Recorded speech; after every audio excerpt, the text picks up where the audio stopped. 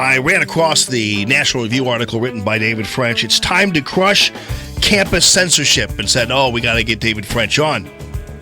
But no sooner did we want to get him on for the It's Time to Crush Campus Censorship, does he have yet another blockbuster out?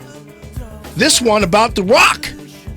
Could Dwayne The Rock Johnson be a solution to solving America's divisiveness? So I'm going to begin with that and then get to the campus crushing, because that's very compelling. David French at David A. French, nationalreview.com. It's a pleasure to have you on the show, and thank you for your service in Operation Iraqi Freedom. That's awesome.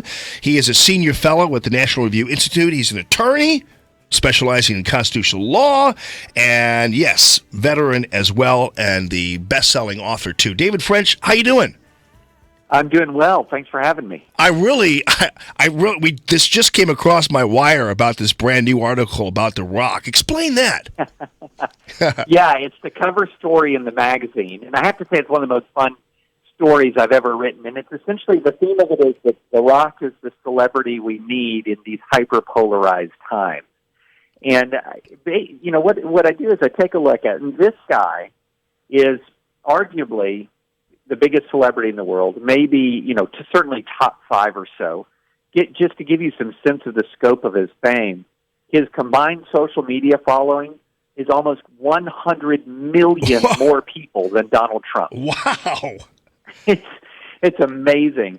And what I argue here is, if you look at his career, he does celebrity right, and he does celebrity right, especially in our hyper-polarized times where every celebrity is supposed to have a political message. Everything is supposed to be about larger issues. Everything is so politicized. Essentially what he does, he says, look, it's okay to entertain people. It's okay to focus on, making a movie that people love, or maybe making a show that will make people laugh. And then when he does have a message, and when he is talking about these larger things, he's talking about gratitude, love for his country, love for his family. He's one of the foremost supporters of veterans. In fact, one of the parts of the legend of The Rock that's really interesting is he actually was the first person to report the death of Osama bin Laden. He did it in a very veiled tweet where it was only clear in hindsight what he was talking about. He had the first tweet announcing bin Laden's death.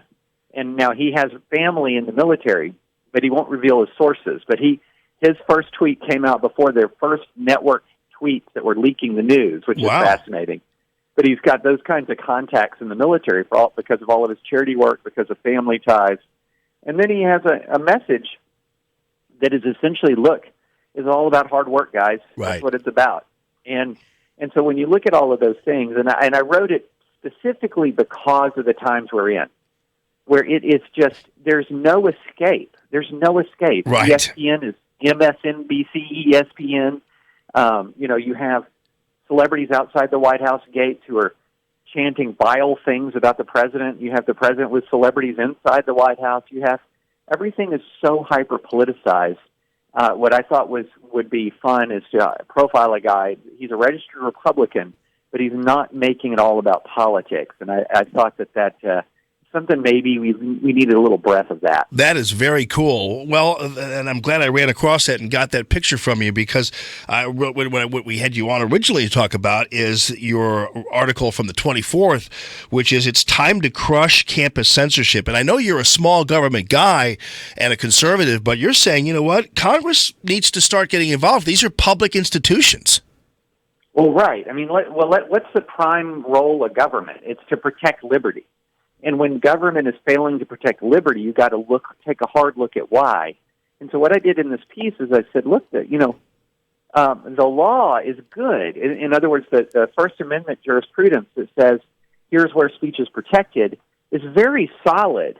But where it's failing is in the remedy. It does not provide enough of a jolt to colleges when they violate free speech rights. Just to give you a real-world sense of it, there is a greater financial incentive for a university to keep its sidewalk shoveled of snow than there is for it to protect the fundamental freedoms in the First Amendment. And that's because the way the law stands now, if your First Amendment rights are violated, you don't really get damages. And there's no penalty to the federal funding of a university if it violates the First Amendment. None at all. All it has to do is comply with a court order and pay attorney's fees. And when you're talking about organizations with budgets, annual budgets in the hundreds of millions of dollars, endowments sometimes in the billions of dollars, there's no financial incentive to comply with the First Amendment. So it's a really pretty simple fix. I'm arguing that Congress should pass a law that says if you have been found guilty of violating the constitutional rights of a student or a faculty member, in the year you're found guilty, you lose 25% of your federal funding. Wow. If you're found guilty again in a 5-year span from that first one, you lose it all for 1 year. And you know what would happen then? Instant compliance with the Constitution. Right. Unfortunately, money talks, but that's the way it is. I mean, right. When you put it in the fashion that you did, where they're more concerned about shoveling their sidewalks than protecting liberty, that really brings it on home. And man, it's great. And we have a situation here in Missouri where the legislature, we had all that tumult at Mizzou. And they basically said, we're going to review your funding if you keep on messing with these students out there. And so there's already a little bit of that going on, but I think at the congressional level, it would be awesome.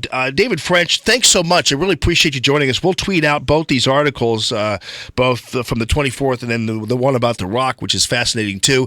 And we appreciate you spending time with us. Well, thanks so much for having me. I appreciate it. All right, that's at David A. French, nationalreview.com. We appreciate it very much. And yeah, finally, and again, people are going, well, that's too much government. It's like, no, these are our tax dollars. These people receive our tax dollars. And when they crush the liberties of our fellow citizens, they need to be held accountable, and David French puts it in a better way than I did on this article. So we'll go ahead and pop that up on Twitter for you and on the Electric Stove, and you can check that out. 969-9797, 866-455-9797.